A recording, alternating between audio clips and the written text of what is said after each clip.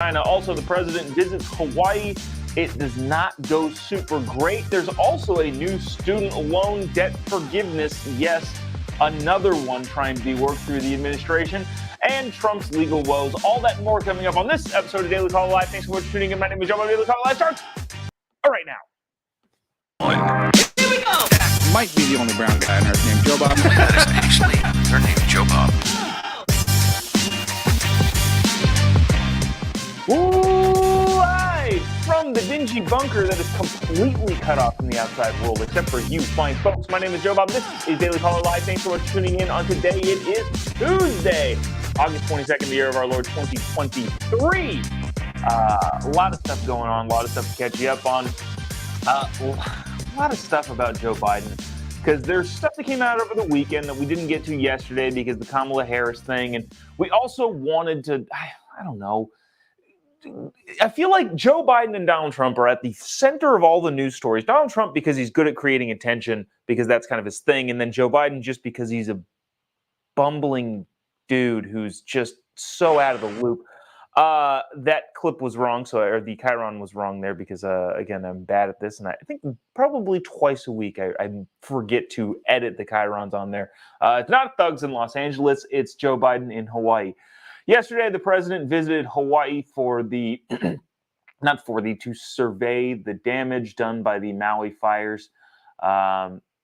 It did not go great. And it didn't go great for a couple different reasons.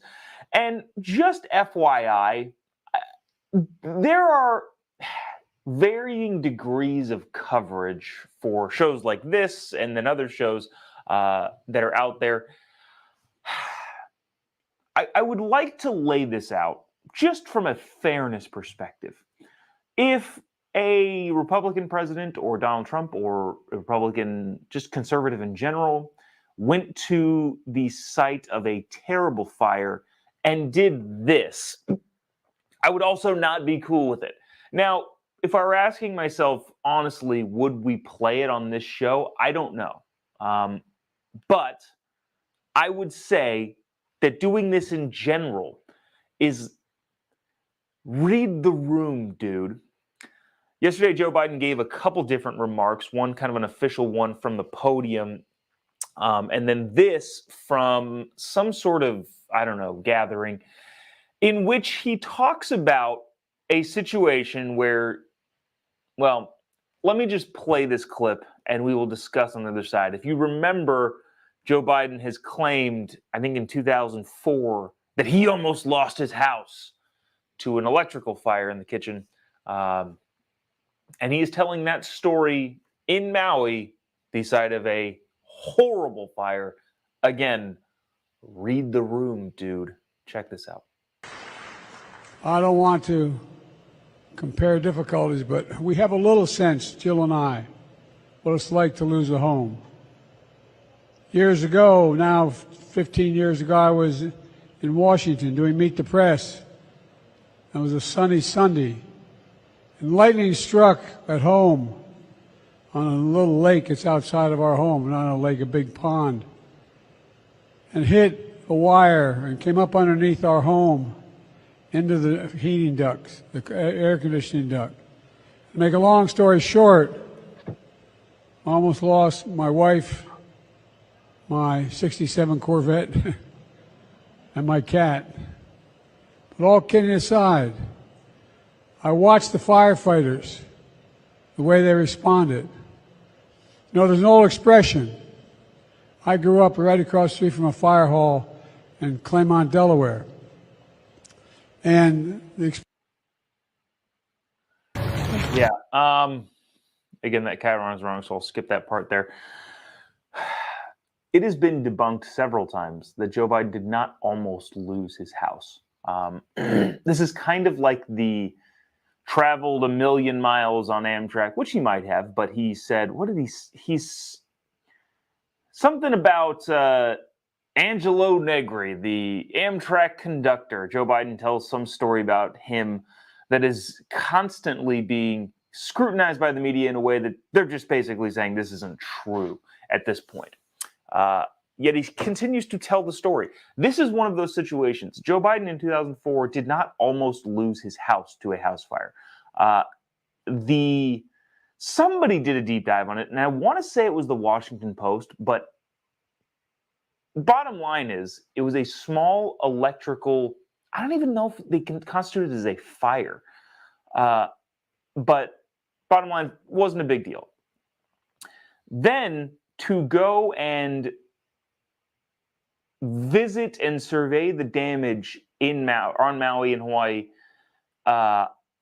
and bring up that story that's been proven to be false, that he didn't almost lose his house. And then, again, I want to say that this is just not reading the room appropriately for any candidate, Republican, Democrat, whatever. But dude, read the room, man. Says, I almost lost my 67 Corvette, which would also mean the house probably burnt down, including the garage, which was hiding all of those documents that he also had sitting in his garage next to his Corvette. But not a great story to start off with, especially in the face of such a terrible tragedy on Maui. He then went on to, this I think was before that particular speech. This is 13 seconds of just weirdness. I don't even know what's going on here. But this is the president at a podium looking confused. Check this out. Ready? You want to grab that water for a second?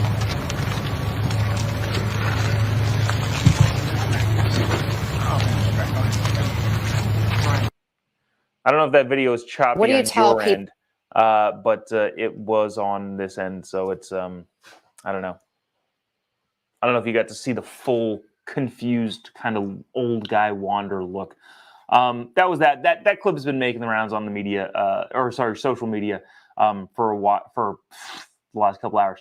But anyways, bottom line, not a great trip for the president. And what's worse is the person kind of in charge of heading up the efforts in Maui is this guy. If you don't recognize the bald dude, his name is Alejandro Mayorkas. He is the department secretary for the Homeland Security Department. The guy who's been on the news constantly getting badgered about the border. I just wanted to play this clip. This is from MSNBC talking about the response in Hawaii. And again, this guy reports to Joe Biden, and therefore the president would seem to be somewhat responsible for the huge failure that's going on in terms of quickness in getting support to the people on the island. Check this out. People who feel like the help isn't coming fast enough. Anna, it is heartbreaking, the fact that it is difficult to identify the remains of individuals, as the reporter indicated, when a fire has become virtually an incinerator. We have 450 search and rescue personnel. We have 40 canines deployed to help identify individuals who are deceased, and then we will take samples and the like. We're going door to door, trying to provide information to people. We are working with experts so that we are culturally sensitive to the needs of individuals on the island. We're doing everything that we can. In a travesty like this, there is going to be heartbreak. So the only reason I wanted to play that is because I think it's just interesting how they asked the question, hey, what are you guys doing? Why is it taking so long to holy cow, this thing is not cooperating with me today. What's going on? Why is it taking so long? And he basically said, we're being culturally sensitive. We're going around giving people information. Okay, dude. Again, if that's the way you think you should handle this sort of stuff, I don't know, not the best look, especially considering all of the problems that he's had with the border. Unfortunately, disasters also fall under his domain. Sticking with the Biden family, the Biden crime family, a little bit today, or a little bit more longer. Sorry, a little bit longer, a little bit more. This came out over the weekend, and I thought was fascinating. Didn't talk about it yesterday because we went rambling on about the quote-unquote hurricane in California and Kamala Harris. But you may already be hip to this. Apparently, Joe Biden used a burner email, or at least that's what I'm going to call it. Other people are calling it alias, to email Hunter Biden his schedule, among other things, day to day. Give me a second. I'm having such technical difficulties today. I can't pull up the article that we had up here. But basically, Joe Biden was using burner emails to email Hunter Biden about his schedule. This is from the Federalist. Last week, the House Oversight Committee asked the National Archives for unredacted communications involving 3 pseudonyms Joe Biden apparently used during his vice presidency. Robert Peters, Robin Ware, and J.R.B. Ware. Kind of interesting. His middle name is Robinette, I believe. So he's using his own middle name in burner emails / pseudonyms while he was the vice president. What was Donald Trump's publicist's name? In the, I think, late 2000s, early 2000s, Donald Trump would call into,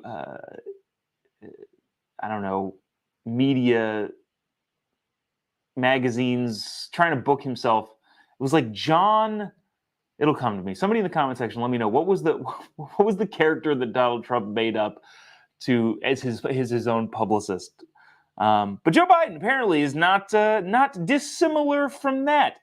Robert Peters, Robin Ware, and J.R.B. Ware. That's right, says the Federalist. Joe Biden used pseudonyms when he was the vice president. Among the documents the committee chairman James Comer is requesting from the National Archives is an email sent to a Robert Peters, that is Biden, with a subject line Friday schedule card, which included an attachment that had the details about the scheduled phone call between the then Vice President Joe Biden and Ukrainian President Poroshenko in May of 2016. Now, why is that important? Joe Biden sent an email, I think as Joe Biden, to one Robert Peters, who was also Joe Biden, according to James Comer, with his schedule card that included a call with the Ukrainian president, who was the only person that was copied on that email, interestingly enough, Hunter Biden. The Federalist goes on, isn't that interesting? Why would Biden use an alias to convey information to his son? And why, if there was an absolute wall between Hunter's foreign business schemes and his father's duties as vice president, as Biden has repeatedly claimed, would he have told his son about the phone call with the Ukrainian president? Especially since at the time Hunter Biden was sitting on the board of Burisma, the Ukrainian energy firm that has been recently under investigation. I guess I don't know why there isn't a much bigger nationwide backlash on this. I mentioned, I think last week, no, you're not going to find an email that Joe Biden sent to Hunter that says verbatim, thank you for the X amount of dollars that I have received, Mr. Ukrainian President, or Burisma executive. I will now change U.S. policy to this after, again, having received X amount of money. That's just not going to happen. That's not what you're going to find ever. The Bidens may be corrupt, but they're not stupid. What did Jim Biden say to Bob Alinsky? And sorry if I'm losing you in the fray here. But one of the people that worked with the Bidens closely said that Jim Biden, Joe Biden's brother, would often say, when asked, why isn't Joe copied on these? Jim would say, plausible deniability. So they're not stupid, But at the same time, there are so many things swirling around of circumstance that it would appear to be that you have to be either ideologically blinded or soft-headed to not see a glaring link between the president and his son. Again, Joe Biden sent an email to Hunter and sent an email to, what was it, Robert Peters, of his schedule when he had a phone call with the Ukrainian president while Hunter was on the board of the Ukrainian oil company or energy company, and just so happened to copy Hunter. I don't know why, for some just random reason. What a wild, wild time. Now, also over the weekend, I thought it was fascinating. CNN, who Jake Tapper, he's tough to gauge. A lot of times he comes off as smug, but also sometimes does some pretty good reporting. And that's, I don't know, it's kind of just I probably come off as smug sometimes, and I'd like to think that sometimes we also have honest and bipartisan conversations. But Jake Tapper on CNN said something that I didn't think you would hear on CNN. Basically, that Trump was right when accusing Joe Biden of his son Hunter taking money from Chinese investment companies. I want you to watch this clip from CNN over the weekend, and I don't even know if we need to discuss it on the other side. Maybe we can move on to the student loan stuff. But this was fascinating, being uttered on CNN over the weekend. Check it out. And Kristen, Glenn Kessler from the Washington Post had a fact check about Joe Biden from earlier this month, noting that Hunter Biden admitted in court in July that he was in fact paid substantial sums from Chinese companies. Kessler wrote, Hunter Biden reported nearly $2.4 million in income in 2017 and $2.2 million in income in 2018, most of which came from Chinese or Ukrainian interests. But this directly goes against what Joe Biden said in the debate in 2020 with Donald Trump. Take a listen. My son has not made money in terms of this thing about, what are you talking about, China. What you None of that Vice is President, true. He made a fortune in Ukraine, in China, in Moscow, That is simply and various not other places. true. So it's from two different debates, but I mean, Trump was right. I mean, he did make a fortune from China, and Joe Biden was wrong. I don't know that he was lying about it. He might not have been told by Hunter, but this blind spot is a problem. It's a problem, one, because Republicans aren't going to let it go, that's for sure. But also, these problems are All right, we can stop it there. Yeah, that's the problem. The problem is the Republicans aren't going to let it go, that the president of the United States was wrong. Now, Jake Tapper did mention there, and I kind of agree with him on this, who knows what Joe Biden knew. It is looking more and more like Joe Biden did know, but it's still kind of hard to say how much he knew about the intricacies of Hunter Biden's working around the world. It would appear that he knew quite a bit about the oil in Saudi Arabia and the energy companies in Ukraine. But as far as the Chinese companies go, I don't actually know. Let me scratch that. Now that I'm thinking about it, it probably would seem more likely that he did know, because remember, Hunter Biden took trips to China with trips or a trip to China on Air Force Two when Joe Biden went there. They never talked about anything, though. The entire trip didn't talk about anything. The 20-hour flight there, didn't say a word about anything ever at any point. But there's that. Liz, people in the comments section. Randy saying he knew. Yeah, probably. But at least.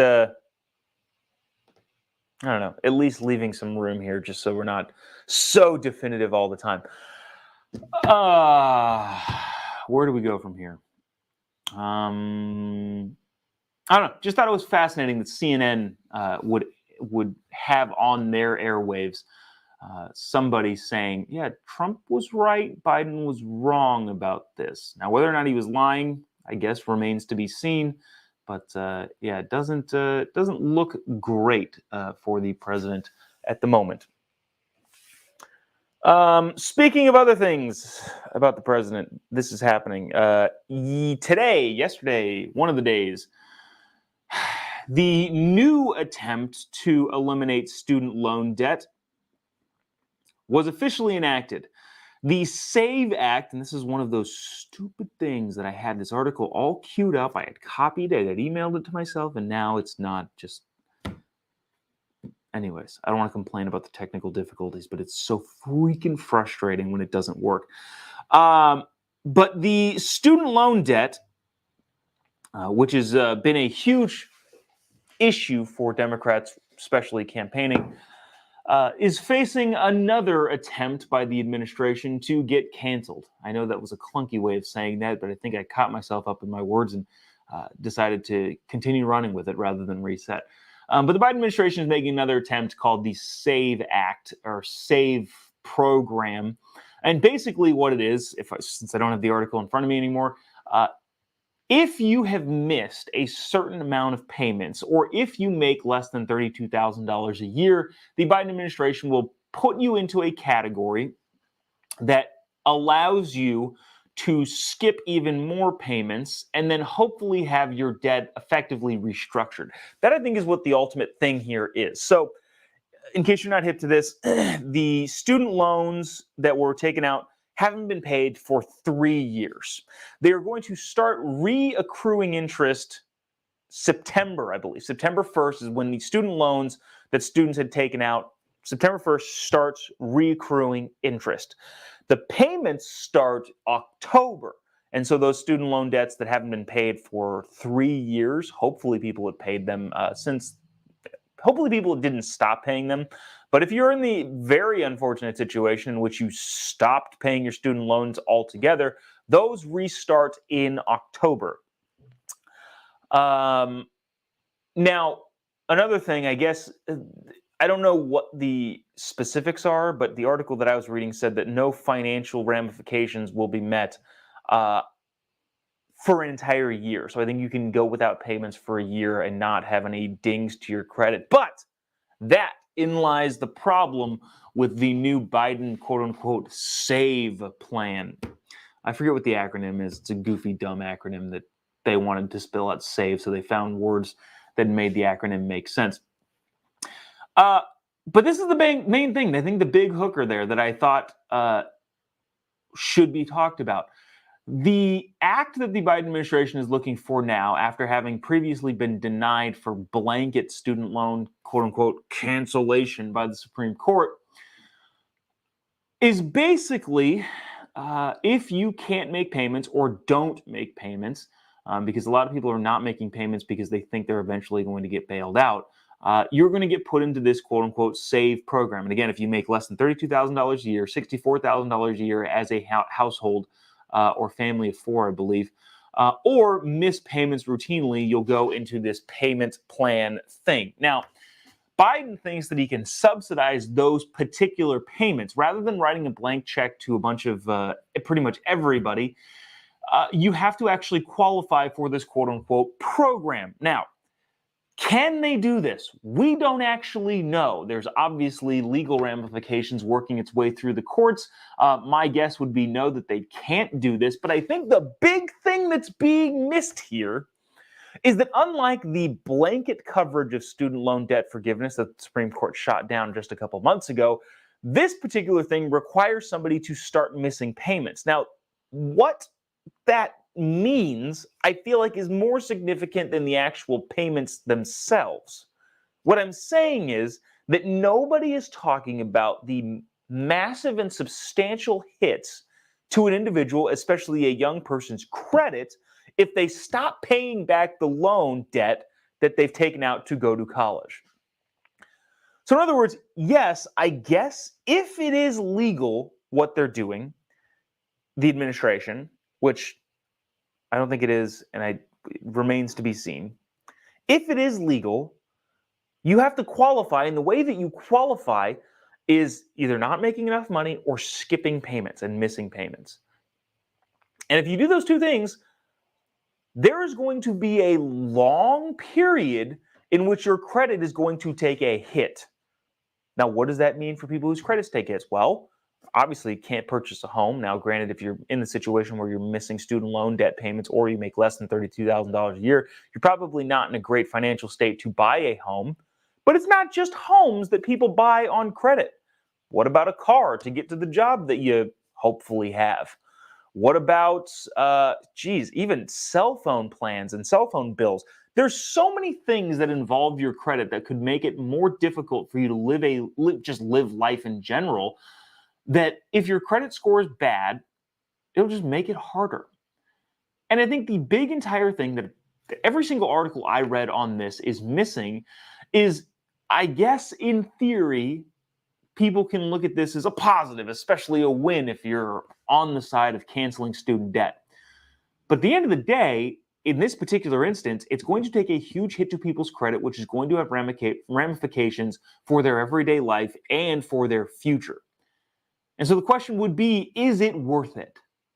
Is the hit that the kids are going to take to their credit by not paying their student loan debt and then therefore getting enrolled in this plan going to be worth the several $1,000s of subsidized money that could stop if the courts say, yeah, you can't do this again? That's the question of what's going on here with this particular student loan debt new plan put out by the Biden administration.